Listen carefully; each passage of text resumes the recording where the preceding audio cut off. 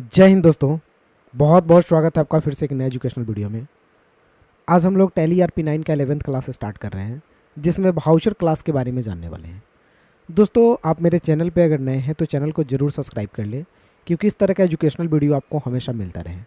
तो आइए दोस्तों, आज हम टैली RP9 का 11th क्लास में वाउचर क्लास, जो वाउचर टाइप के नाम से भी जानते हैं, आज उसके बारे में डिटेल्स जानते हैं कि एक्चुअली में होता क्या है, कैसे हम लोग उसे यूज़ करते हैं, कब उसका इस्तेमाल करते हैं हम लोग, इन सारी चीज़ों के बारे में डिटेल्स नॉलेज लेंगे।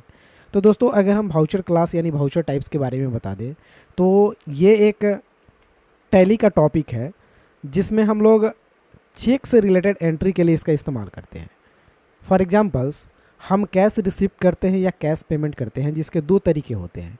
या तो कैश में ही कर ले या फिर हम चेक में कर ले, यानी बाई बैंक के थ्रू कर ले। तो दो तरीके से हम ट्रांजेक्शन्स करते हैं, या तो कैश में करते हैं या बाई बैंक करते हैं। तो अगर हम कैश में करते हैं तो डायरेक्ट उसकी एंट्री पेमेंट या रिसिप्ट में कर लेते हैं, लेकिन अगर वही चीज़ हम चेक के थ्रू करते हैं तो उसकी एंट्री पेमेंट और रिसिप्ट में करते हैं तो ये गलत भी हो जाता है, और प्लस अगर कर भी लेते हैं तो उसे ढूंढने में काफ़ी सारे वक्त लग जाते हैं।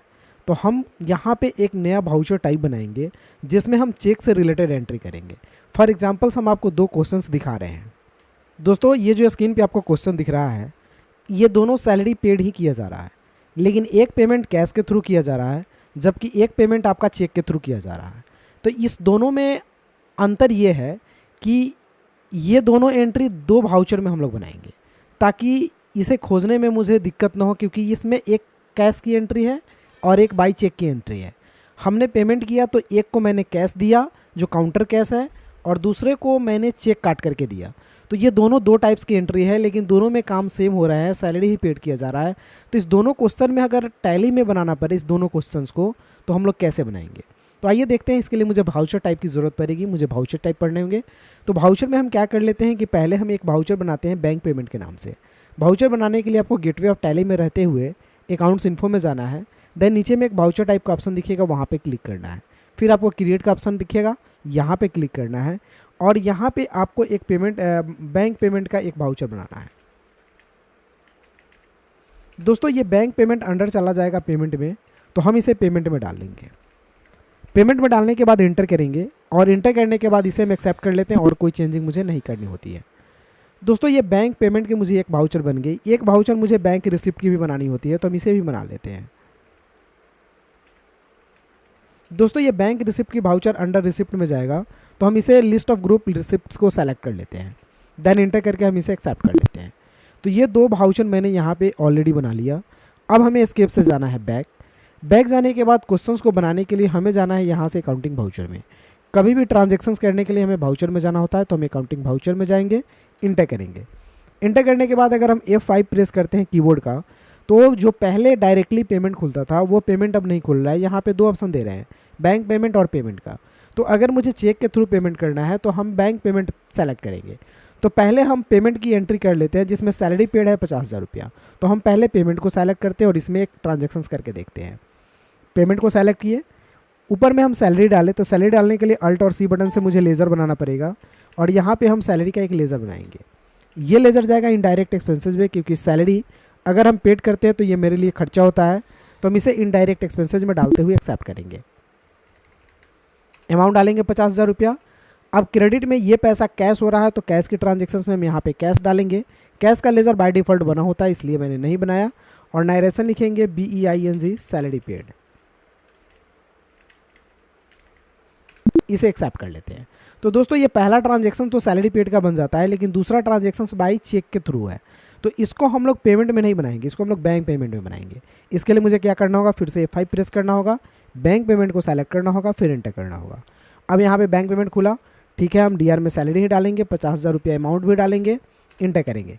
लेकिन क्रेडिट में कैश नहीं होगा, क्योंकि ये चेक पेमेंट है, तो यहाँ पे हम बैंक डालेंगे, और बैंक की लेज़र बनी हुई नहीं होती है, तो अल्ट सी से मुझे नया बनाना पड़ेगा।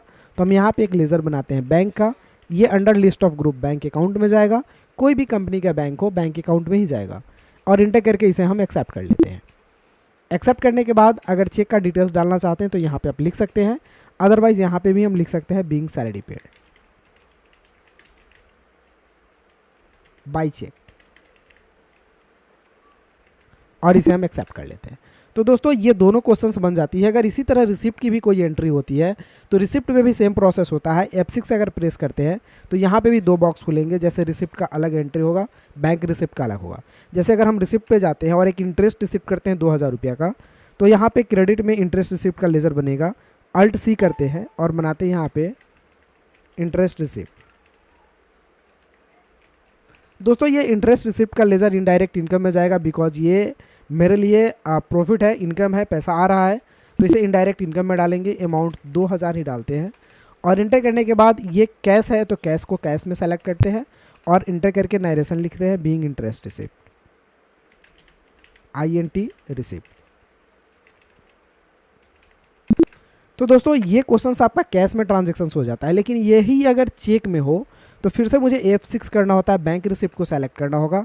अब यही इंटरेस्ट हम रिसिप्ट कर रहे हैं लेकिन चेक के थ्रू कर रहे हैं। अमाउंट 3000 कर लेते हैं। अब चेक के थ्रू कर रहे हैं तो डेबिट में हम कैश नहीं लिख सकते हैं, तो यहाँ पे बैंक का लेजर बना हुआ है मेरा, हम बैंक को सेलेक्ट करेंगे और इंटर करने के बाद चेक डिटेल्स जिस रिसिप्ट कर रहा है जो चेक से, उसका डिटेल्स हम यहाँ पर डाल सकते हैं और इंटर करने के बाद नरेशन लिखेंगे हम लोग being INT receipt by cheque. तो इस तरह से दोस्तों ये एंट्री आपका बन जाता है। अब इस एंट्री को अगर देखना होता है तो आपको बैक जाना होगा और बैक जाने के बाद आपको डिस्प्ले ऑप्शन में जाना है, देन इंटर करना है, आपको डे बुक में जाना है, इंटर करना है। अब इंटर जैसे कीजिएगा तो यहाँ पे आपको ये सारे एंट्री दिख जाएंगे। अब आपसे अगर पूछा जाए कि इसमें बाई चेक एंट्री कितना है और कैश एंट्री कितना है, तो तुरंत आप यहाँ पे काउंट करके बता देंगे।